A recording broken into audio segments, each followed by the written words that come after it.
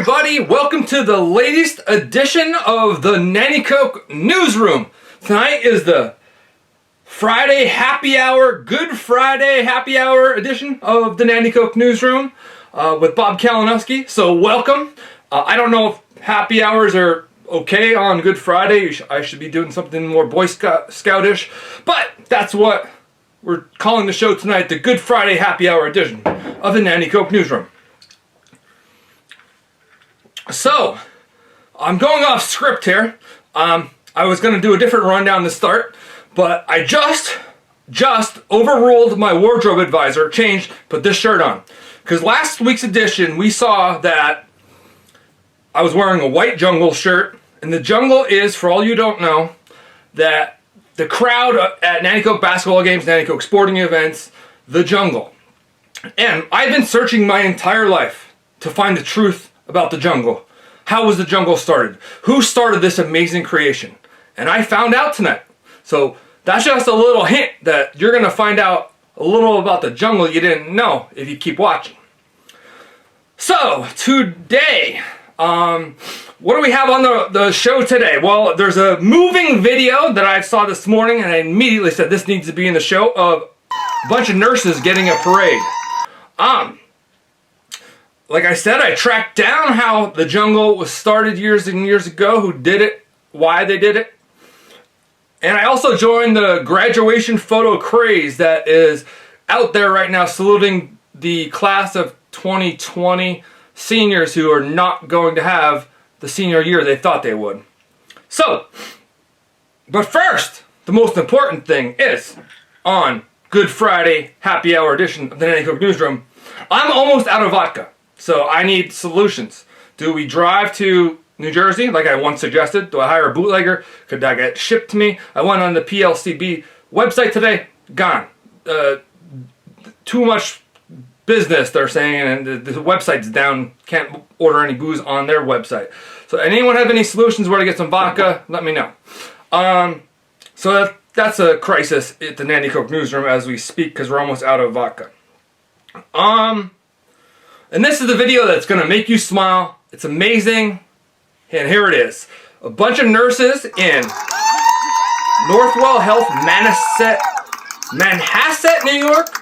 That's in Long Island for you people online. Got a parade today by emergency responders in their town. And wait for it. Look what you see, the sign that says, stay safe. Where'd you hear that before?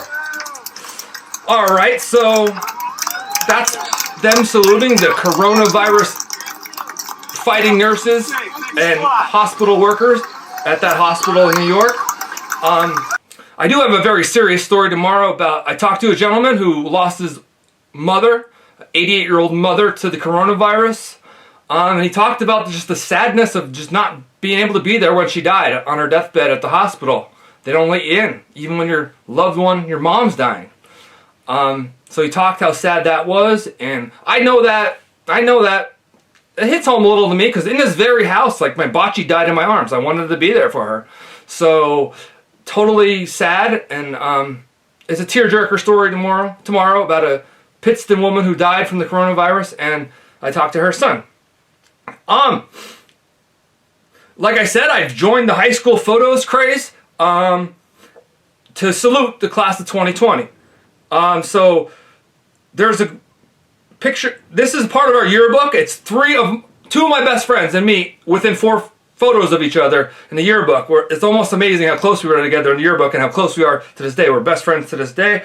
Me, Heather Jones Ravello, and next to me, my main man, Jeff Kowalski, one of the nicest guys on earth. His family owns the Sanitary Bakery.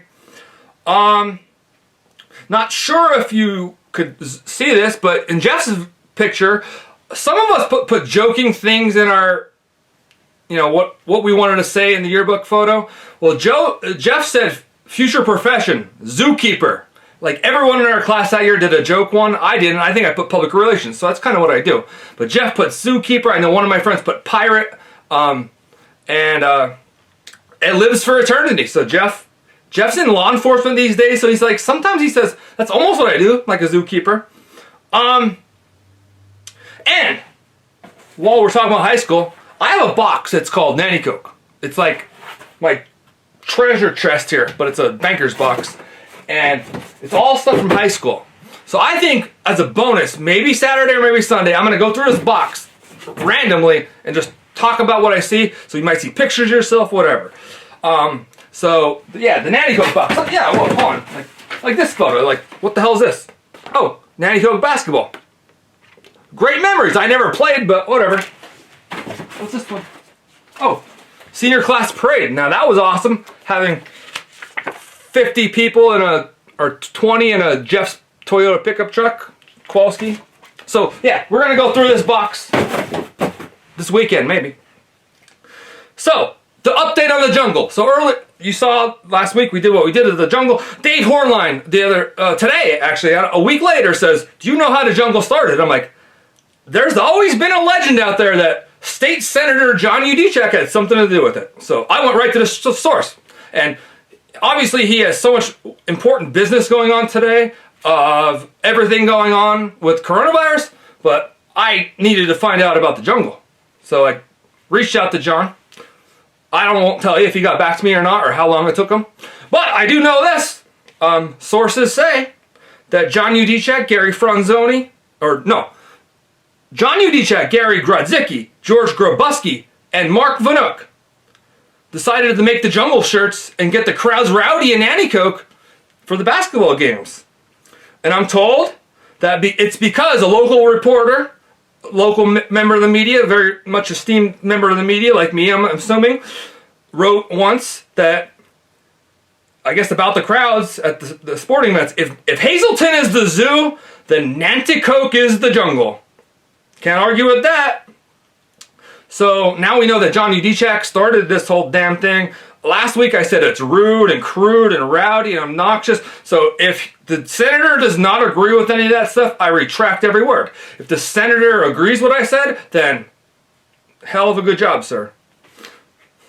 Jack the cat, feature of the day. Jack. Look, so he does this a lot. He walks past my basement door and tries to open it all the time. Sometimes if it's not locked, he gets it. He'll sit there for 20 minutes trying to open that door. He loves exploring down that damn basement. I don't know why, but that's what he does. Okay, the laugh, smile, and cry feature of the day today is, I cried. I usually don't, well, not really, literally. The cry feature is more like something that's sad or pissed me off. So this is just to illustrate it, but my good friend Justine Vidro Milligan from Bear Creek posted this on Facebook. It freaking snowed this morning. That was depressing. So that makes anyone cry that doesn't want to see snow. And the Cliff Lewis Random Act of Kindness Award tonight goes to the Sean and Doug Band from Sean and Doug from the Sean and Doug Band. But same thing, I was like a palindrome, I almost did it. And they are playing tonight on Benny Brewing Company's Facebook page.